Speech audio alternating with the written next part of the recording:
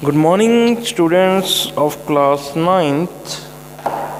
My name is Mohit, and today we will discuss our 7th chapter of class 9th NCERT books. The name of chapter is triangles. We know that about triangles. Triangles is a figure made from three sides. Triangle एक ऐसा figure है जो three side से मिलकर बना हुआ। कौन कौन से ट्राइंगल्स होते हैं भाई? इक्विलेटरल ट्राइंगल्स होता है, आइसोस्केलस ट्राइंगल है, स्केलेन ट्राइंगल है, एक्यूट एंगल ट्राइंगल है, ऑब्ट्यूज एंगल ट्राइंगल है, राइट एंगल ट्राइंगल है। तो there are total 6 triangles, 3 on the basis of side and 3 on the basis of angle. We will discuss about congruency of triangles. We will discuss today congruency of triangles. Congruency word का meaning क्या होता है? Congruency word का meaning होता है CONGRUENC. Congruency word का meaning होता है same size, same शेप। अगर आप देखोगे कि जो हमारा स्कूल है लिटिल एंजल, उसके अंदर हमारा जो सारे रूम हैं वो आइडेंटिकल हैं, बिल्कुल आइडेंटिकल हैं। मतलब क्या नाम है, कह सकते हैं कि हम जो रूम हैं उनका साइज सेम है, उनकी शेप भी सेम है, तो वो कॉन्ग्रेंट हैं, कॉन्ग्रेंस। अगर मैं बात करूं कि मेरे पास यहाँ पे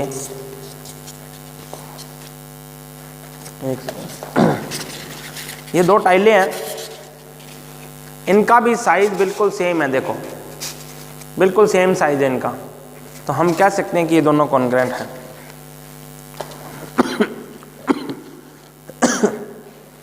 ये 2 इंक बोतल हैं, दोनों सेम हैं, दोनों कैमलिन की हैं, ये भी कॉन्ग्रेंट है। तो 2 फिगर्स, कोई भी फिगर आइडेंटिकल हो, बिल्कुल सेम साइज हो, सेम शेप हो, then we can say these are congruents. Square भी कॉन्ग्रेंट हो सकते हैं, सर्किल भी कॉन्ग्रेंट हो सकते हैं, क्यूबॉइड भी कॉन्ग्रेंट हो सकते हैं, क्यूब भी कॉन्ग्रेंट हो सकते हैं, कॉन भी कॉन्ग्रेंट हो सकते हैं, सिलेंडर भी कॉन्ग्रेंट हो सकते हैं, ट्यूबलाइट कॉन्ग्रेंट हो सकती है, फैन कॉन्ग्रेंट हो सकते हैं, कुछ भी कॉन्ग्रेंट हो सकता है। लेकिन we will study about triangles. हम सिर्फ कॉन्ग्रेंसी पढ़ेंगे, वो ट्राइंगल्स की पढ़ेंगे। आ जाओ। There are 2 triangles.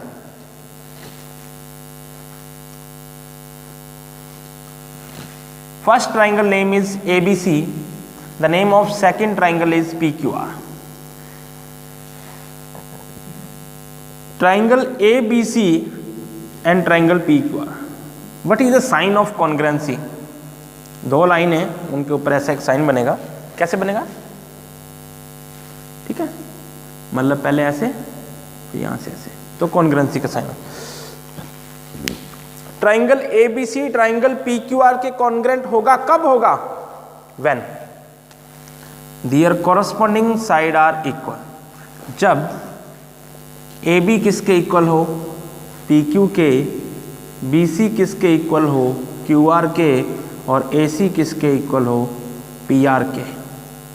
आगे बस में and angle A angle P के इक्वल होना चाहिए, एंगल B एंगल Q के इक्वल होना चाहिए, और एंगल जो C है वो एंगल R के इक्वल होना चाहिए।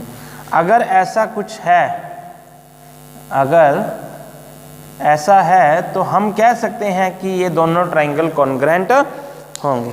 मतलब सॉरी, अगर ये दोनों ट्राइंगल कॉन्ग्रेंस हैं तो इनकी कॉरस्पॉन्डिंग साइड और इनके कॉरस्पॉन्डिंग एंगल इक्वल होंगे। अगर 2 ट्राइंगल कॉन्ग्रेंट हैं तो उनकी कॉरस्पॉन्डिंग साइड और कॉरस्पॉन्डिंग एंगल इक्वल होंगे। टोटल ये 6 की 6 चीज़ें, 6 एलिमेंट, 6 एलिमेंट इक्वल होंगे अगर ये दोनों कॉन्ग्रेंट हैं। कॉन्ग्रेंट का मतलब क्या कि इनकी देखो शेप तो सेम ही होगी, क्योंकि हम ट्राइंगल की बात करें। बात करनी है साइज की, कि दोनों का साइज सेम होना चाहिए। अगर दोनों का साइज सेम होगा तो हम कह सकते हैं कि इस ट्राइंगल को उठा के मैं इसके ऊपर रख सकता हूँ और पूरा इसको कवर कर लेगा। तो PQ के ऊपर कौन सी साइड आएगी भाई? AB आएगी। PR के ऊपर कौन सी साइड आएगी? AC आ जाएगी। और BC के ऊपर कौन सी आ जाएगी? Q आ जाएगी। यही लिखा मैंने यहाँ पे। P के ऊपर कौन सा एंगल आएगा? A आएगा। Q के ऊपर B, C के ऊपर R, वही लिखा हमने। वो इक्वल होंगे अगर ये दोनों ट्राइंगल कॉन्ग्रेंट हैं। कॉन्ग्रेंट ट्राइंगल के कॉरस्पॉन्डिंग साइड और कॉरस्पॉन्डिंग एंगल इक्वल होंगे। यहां तक बात समझ में ही ठीक है। इसके बाद हमारे पास दो ट्राइंगल हैं, हमें नहीं पता वो कॉन्ग्रेंट है या नहीं है। अगर हमें कहा गया कि इनको कॉन्ग्रेंट प्रूव करो, इसका मतलब वो है तो सही, लेकिन हमें प्रूव करना है। क्या करना है? प्रूव करना है। अब प्रूव कैसे करेंगे हम? हमारे पास 5 रूल्स हैं।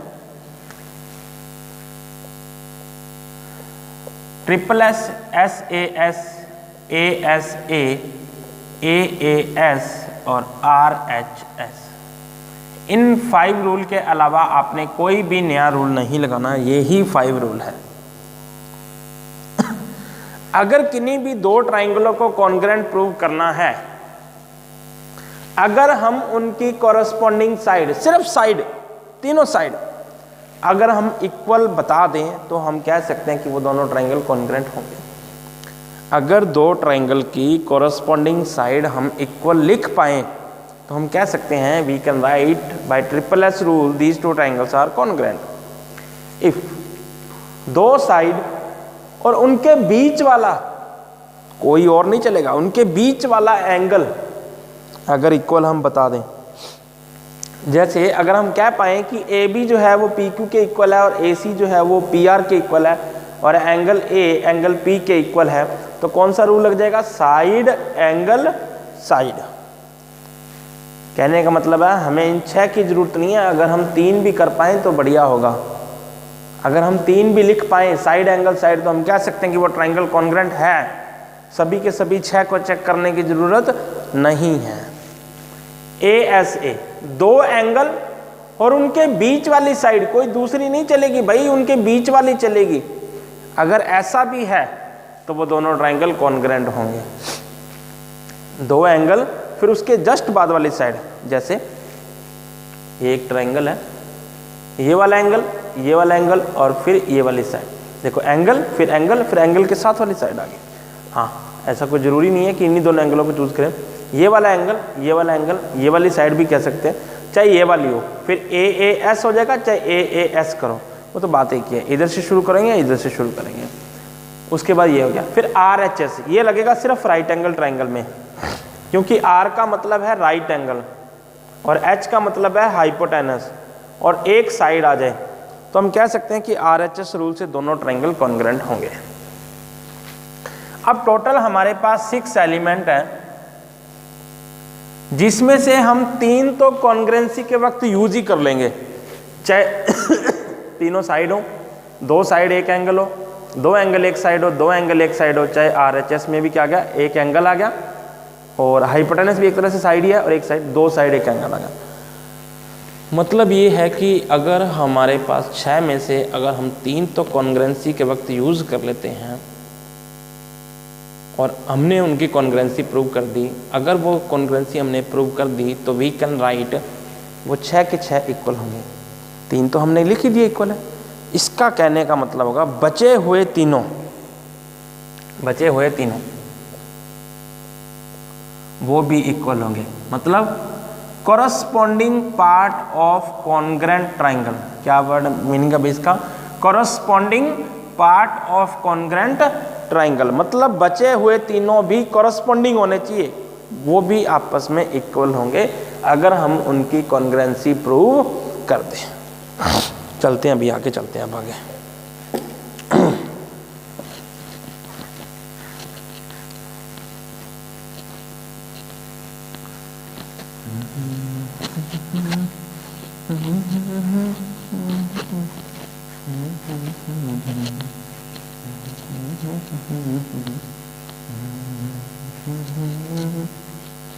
चलो अभी आगे चलो।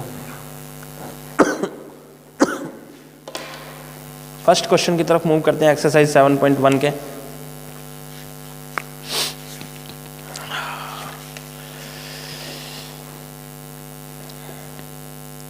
हाँ जी, फर्स्ट क्वेश्चन,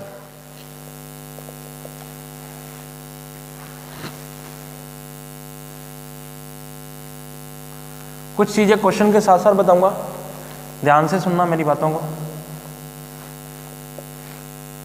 सारा का सारा दिमाग आपका इधर ही होना चाहिए। क्वेश्चन के अंदर क्या है कि ए बी सी डी एक ए सी बी डी एक क्वाड्रिलेटरल है जिसमें ए सी जो है वो ए डी के इक्वल है, ए बी बाइसेक्ट कर रहा है एंगल ए को, ये पूरा था एंगल ए, इसको कर दिया बाइसेक्ट, मतलब इक्वल इक्वल पार्ट में डिवाइड करें। कहने का मतलब है कि ये वाला जो एंगल है वो इसके इक्वल है। प्रूव करना है दोनों ट्राइंगल ए सी बी और ए डी बी दोनों कॉन्ग्रेंट है। लिखने का तरीका कैसा होगा, एक ही क्वेश्चन में बताऊंगा, बाकी में खुद करोगे। सबसे पहले लिखोगे गिवन डाटा, क्या क्या गिवन था अभी, A C is equal to A D, A B bisect angle A. अगर ए बी एंगल ए को बाइसेक्ट कर रहा है इसका मतलब क्या निकलता भाई, इसका मतलब निकलता है ये वाला एंगल, इस एंगल का नाम क्या पढ़ोगे, सी ए बी। किसके इक्वल होगा अभी, डी ए बी के।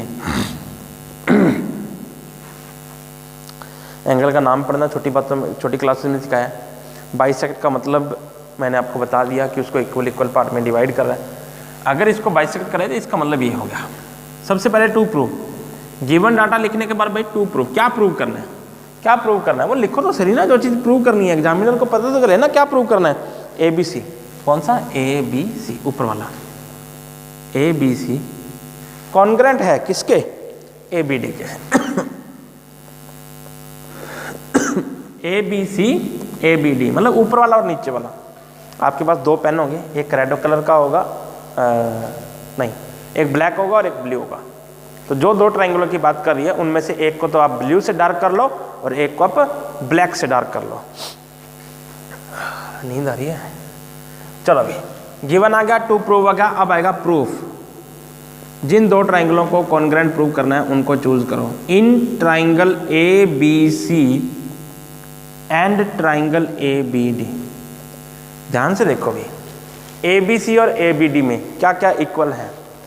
ए बी सी का ए सी, किसका, ए बी सी का ए सी किसके इक्वल है भाई, ए बी डी के ए डी के इक्वल है। ठीक है, क्यों है, रीजन लिखना पड़ेगा ब्रैकेट में, गिवन है। उसके बाद ए बी सी का ये वाला एंगल ए बी डी के इस एंगल के इक्वल है, ये पढ़ा, लिख सकते हैं भाई, C A B is equal to D A B. क्यों, क्योंकि A B bisect angle A. हर एक चीज को लिखना पड़ेगा। उसके बाद क्या कह सकता हूं मैं कि जो ए बी है, जो साइड ए बी है वो दोनों ट्राइंगलों के अंदर आ रही है, मतलब वो कॉमन है दोनों में। तो लिख सकते हैं कि A B is equal to A B, bracket में आ जाएगा कॉमन। अब देख लो भाई रूल यहाँ से, रूल यहाँ से नहीं देखोगे, यहाँ से देखोगे। एक साइड आई, फिर एक एंगल आया, फिर एक ये साइड आई। कौन सा रूल है क्या अभी, साइड एंगल साइड। तो इसके नीचे आप लिखोगे by S A S rule triangle A B C congruent है ट्राइंगल ए बी डी के। कॉन्ग्रेंसी प्रूव होगी by S A S rule, दूसरी टू ट्राइंगल्स आर कॉन्ग्रेंट। और अगर ये कॉन्ग्रेंट है बाय सीपीसीटी, बचे हुए पार्ट भी क्या होंगे, इक्वल होंगे। कौन कौन से पार्ट बच के, एक तो ये इसका तो बी सी बच गया, इसका बी डी, ये आपस में इक्वल होंगे। ये वाला एंगल इसका नाम क्या है, ए सी बी, ये भी किसके इक्वल होगा, ए डी बी के। ये वाला एंगल और ये वाला एंगल इसका नाम क्या है, सी बी ए या ए बी सी, जो भी आपकी इच्छा है रीड करो, बी बीच में आना चाहिए बस। इसका नाम लिख लिया मैंने ए बी डी। ये भी क्या होंगे आपस में इक्वल, मतलब बचे हुए दोनों एंगल और बची हुई साइड ये भी आपस में क्या होंगे, इक्वल। क्यों, बाय सीपीसीटी से। Corresponding part of congruent triangles are equal. उसने कहा था कि कॉन्ग्रेंसी प्रूव करो, उसके बाद पूछा what can you see about B C and B D. अब बी सी और बी डी के बारे में क्या कह सकते हो, हम कह सकते हैं कि वो दोनों इक्वल हैं। These B C and B D are equal. पहला क्वेश्चन समझ में आया तो बोलो यस, बोलो यस यस यस। सभी बच्चे यस बोल रहे हैं, इसका मतलब सबको समझ में आ गया। मूव करते हैं नेक्स्ट क्वेश्चन की तरफ।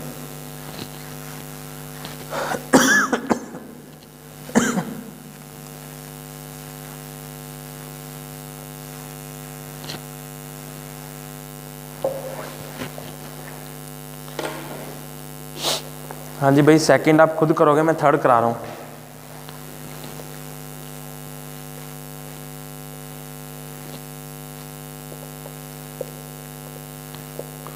डायग्राम में देखो साफ साफ दिख रहा है कि ये वाला एंगल कौन सा 90, ये भी 90, ये वाला एंगल इसके इक्वल होगा ना, क्यों होगा भाई, वर्टिकल अपोजिट एंगल है। उसके बाद क्या बोला, AD and BC are two equal perpendicular, इसका मतलब है जो AD है वो BC के इक्वल है।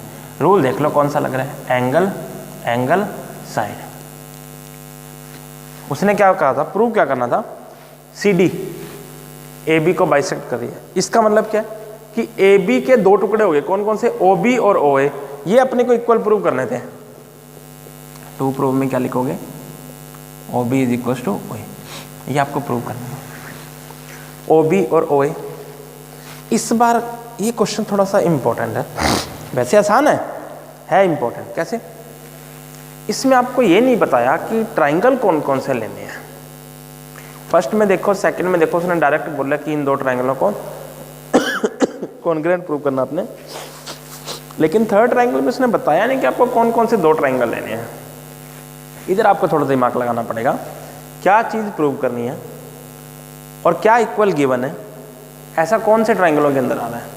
OB कौन से ट्राइंगल में आ रहा है अभी, OBC के अंदर। OA कौन से में आ रहा है, OAD के अंदर। तो आपको जो दो ट्राइंगल चूज करने पड़ेंगे वो कौन से करने पड़ेंगे, OBC एंड OAD। ये OBC बैंक नहीं है भाई, OBC ट्राइंगल है। तो OBC और OAD को आप चूज करोगे, इन दोनों की कॉन्ग्रुएंसी प्रूव करोगे, किससे, AAS से, तो दोनों ट्राइंगल कॉन्ग्रुएंट होंगे। बाय CPCT हम लिख सकते हैं कि OB is equal to OA। हाँ जी, फोर्थ आप खुद करोगे क्योंकि उसमें ट्राइंगल के नाम दे रखे हैं, फिफ्थ भी खुद करोगे क्योंकि उसमें ट्राइंगल के नाम दे रखे हैं। आगे बात करते हैं सिक्स्थ की। सिक्स्थ भी बड़ा आसान है, देखो सिक्स्थ में आपको कराऊंगा क्योंकि थोड़ा सा इसमें टिपिकलनेस होती है, बाकी है आसान।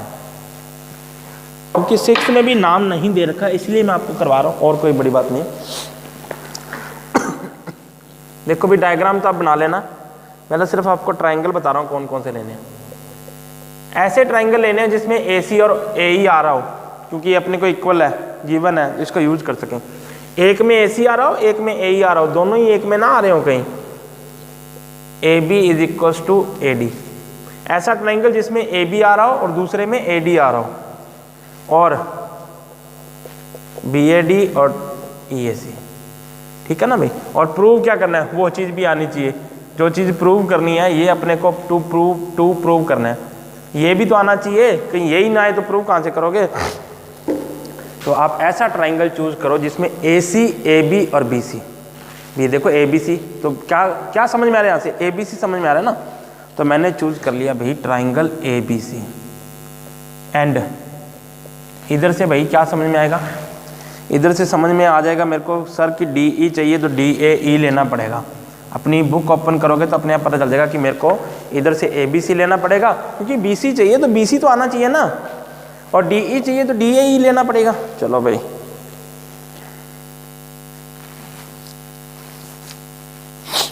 अब देखो ABC का AB, AD इसका AD, इसका AC और इसका AE, ये दोनों आपस में इक्वल है, ठीक है। ABC ट्राइंगल में कौन सा एंगल आएगा भाई, BAC आएगा। कौन सा आएगा, BAC, और उसमें आएगा DAE। ये इक्वल नहीं है। अब मैं आपको डायग्राम बना के समझा रहा हूं कि प्रॉब्लम कहाँ आ रही है अपने को, प्रॉब्लम कहाँ आ रही है। इधर देखो भी ध्यान से, ये लाइन थोड़ी सी ऊपर जा रही है पर कोई, चलो कोई बात नहीं, समझ तो जाओगे तुम लोग, इंटेलिजेंट बच्चे हो। ध्यान से देखो भी, ये कह रहा है कि AB जो है वो AD के इक्वल है और जो AC है वो AE के इक्वल है। ये वाला एंगल इसके इक्वल है, लेकिन हमें कौन सा चाहिए भाई, पूरा चाहिए, तो इसको ये वाला हिस्सा चाहिए। इधर से ये पूरा चाहिए तो उसको भी ये वाला हिस्सा चाहिए। इस हिस्से का नाम क्या, DAC। ये दोनों में प्लस करेंगे, ये वाली जो लाइन है ना आपकी, इसके अंदर दोनों को प्लस करेंगे। किसको, angle BAD is equal to angle EAC।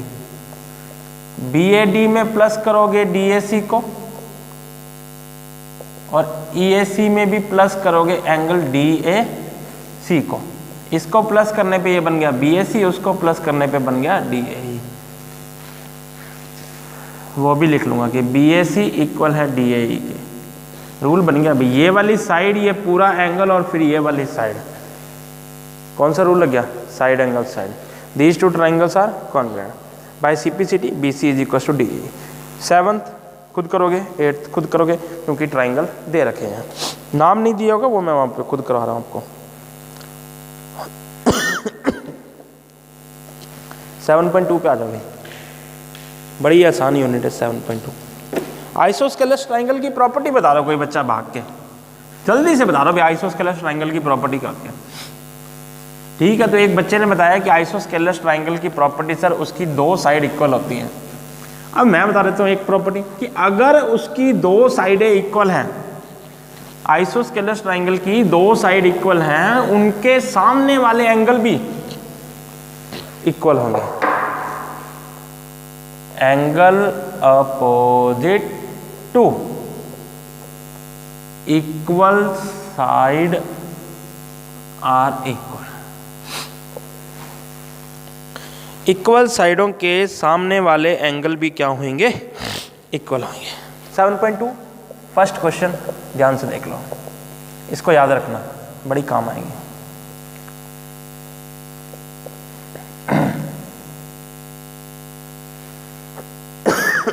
ध्यान से देखो, ABC एक आइसोस्केलस ट्राइंगल है, bisector of B, angle bisector of B and angle bisector of C meet at point O,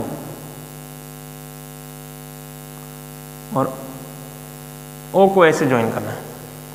prove क्या करना है भाई? OB is equal to OC। ध्यान से देख लेना क्या प्रूव करना है।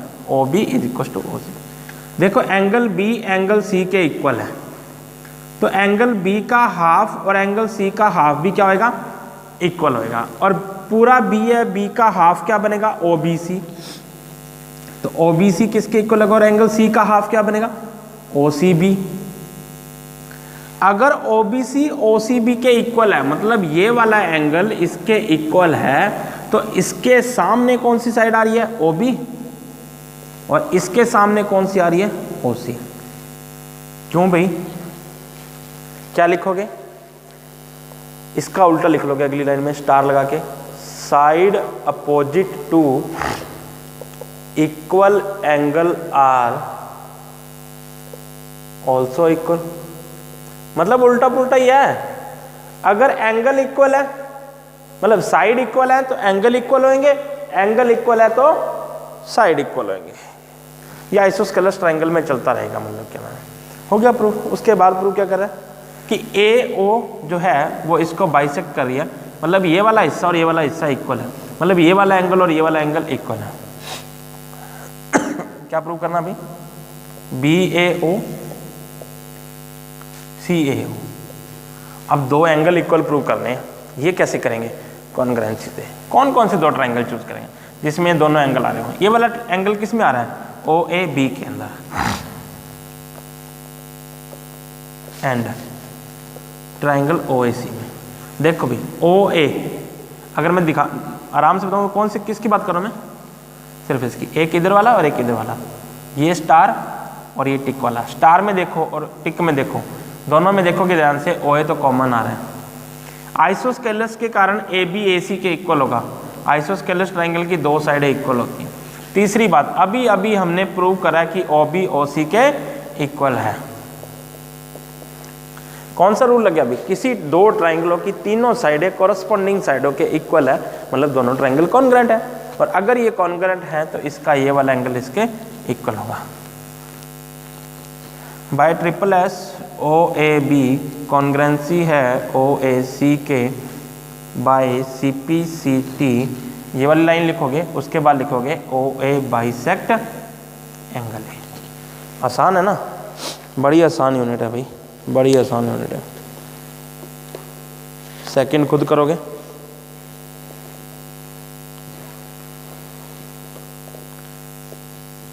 आसान है भाई। थर्ड में भी देखो उसने पूछा कि एल्टीट्यूड आर इक्वल, ऐसे दो ट्राइंगल चूज कर लोगे जिसमें ये BE और CF आता हो। फोर्थ में डायरेक्ट उसने ट्राइंगल दे रखे हैं।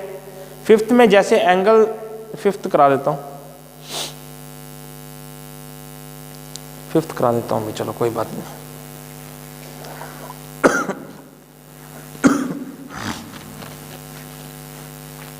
सेवन पॉइंट टू का क्वेश्चन नंबर 5।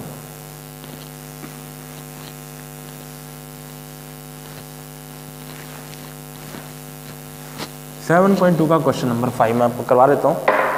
बड़ा इंटरेस्टिंग क्वेश्चन है, कुछ नहीं है, इससे आसान क्वेश्चन नहीं देखे मैंने कहीं पे भी। ध्यान से देखो, ये वाली साइड इसके इक्वल है, सिर्फ समझा रहा हूँ, लिखने का तरीका मैंने आपको सॉल्यूशन भेजूंगा। ये वाली साइड इसके इक्वल है, मतलब इसके सामने ये एंगल है और इसके सामने ये एंगल है, दोनों आपस में इक्वल होंगे।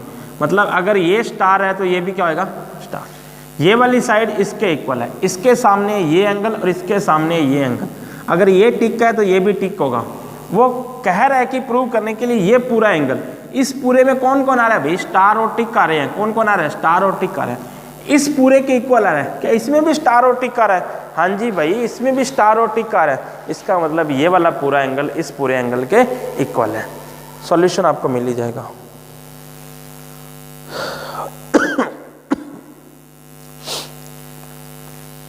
सिक्स्थ भी करा देता हूँ मैं, बड़ा आसान क्वेश्चन है।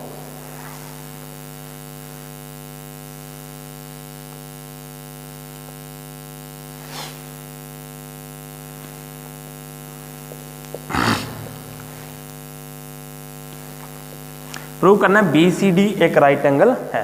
देखो वो कह रहा है कि ये तीनों आपस में इक्वल है, ये इसके इक्वल है, ये इसके भी इक्वल है, ये भी इसके इक्वल है। मतलब क्या नाम कहते हैं, अगर ये दोनों इक्वल हैं तो इनके आमने सामने वाले एंगल क्या होंगे, इक्वल। मतलब अगर मैंने मान लो इसको x लेट कर लिया, क्या नाम लेट कर लिया इसको, DBC को क्या लेट कर लिया, x। मतलब ये x है तो ये भी x होएगा। अच्छा, उसके बाद ये दोनों आपस में इक्वल हैं, ठीक है, और ये दोनों भी आपस में इक्वल है। इसका मतलब है ये एंगल x होएगा और ये भी क्या होएगा, आपस में x होएगा। चारों का ही सम x आ रहा है, मतलब सॉरी चारों ही x आ रहे हैं, तो चारों का सम क्या बनेगा, 180। 4x is equal to 180। x की वैल्यू क्या आ जाएगी, 180 अपॉन में 4, 90 डिग्री।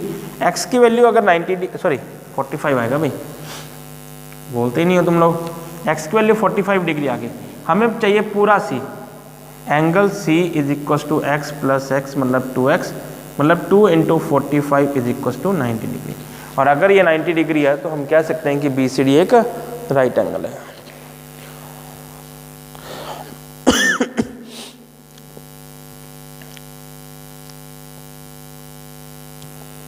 सेवंथ एट्थ तो खुद ही कर लोगे, बड़े आसान क्वेश्चन है, कुछ ही करना। वो कह रहा है कि इक्विलेटरल ट्रायंगल के ईच एंगल 60 डिग्री का होता है, प्रूव करो। तीनों आपस में इक्वल होती है, इन दोनों के आमने सामने वाला एंगल भी क्या होगा, इक्वल। इन दोनों के आमने सामने वाला एंगल भी क्या होगा, इक्वल। मतलब तीनों ही इक्वल होंगे। इसका मतलब एंगल सम प्रॉपर्टी से तीनों एंगल का सम क्या होता है, 180। और मल्टीप्लाई वाला 3 कहाँ जाएगा, डिवाइड में, क्या आ गया, 60 डिग्री। हो गया प्रूफ। इतने आसान क्वेश्चन दे रखे हैं, पता नहीं क्यों भूल गए कि वो 9th स्टैंडर्ड के बच्चे हैं, थोड़ा टफ क्वेश्चन देने चाहिए उनको। 7.3 पे आ जाओ भाई।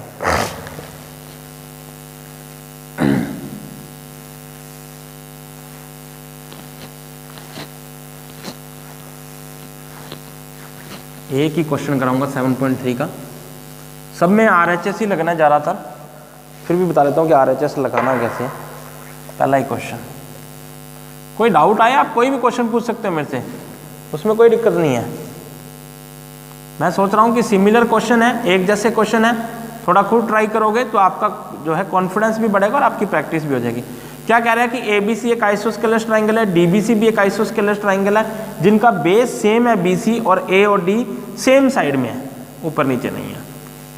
अगर ABC एक आइसोस्केलस ट्राइंगल है, ये दोनों इक्वल होंगी, ये भी आपस में इक्वल होगा, ये कॉमन आ गया, ये दोनों ट्राइंगल कॉन्ग्रुएंट होंगे। हो गया प्रूफ भाई। दूसरी बात, by CPCT we can say this angle is equal to this. ये CPCT से हुआ, पहले नहीं हुआ।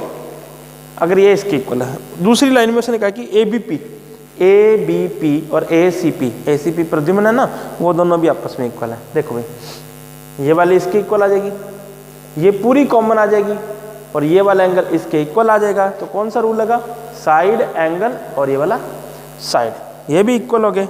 बाकी हम CPCT से लिख सकते हैं। तो जब भी कॉन्ग्रुएंसी प्रूव करनी है आपको एक चीज़ का ध्यान रखना, मतलब 5 रूल। कौन कौन से 5 rule? Triple S, SAS, ASA, AAS और RHS, राइट एंगल, हाइपोटेनस और स्टूडेंट 7th चैप्टर की आप प्रैक्टिस करो। यहाँ से आपको बेसिक क्लियर होगा, हिंट मिल जाएगी क्वेश्चन को कैसे सॉल्व करना है। सॉल्यूशन आपको इसके साथ सेंड कर दिया जाएगा। कोई भी प्रॉब्लम आती है आप एनी टाइम मेरे को मैसेज करके आप अपना डाउट कंसल्ट करो। कोई भी डाउट नहीं रहना चाहिए आपका। अगर आपका आज डाउट रहेगा कॉन्ग्रुएंसी के अंदर तो आप 10th में भी बड़े परेशान हो गए और 10th चैप्टर में भी बड़े परेशान हो गए। तो दोनों जगह परेशान होने से अच्छा क्या है हम अपने डाउट ही पूछ लें। और wish you a very happy new year in advance. मिलते हैं अपने नेक्स्ट टाइम नेक्स्ट चैप्टर के साथ। Thank you so much, bye bye.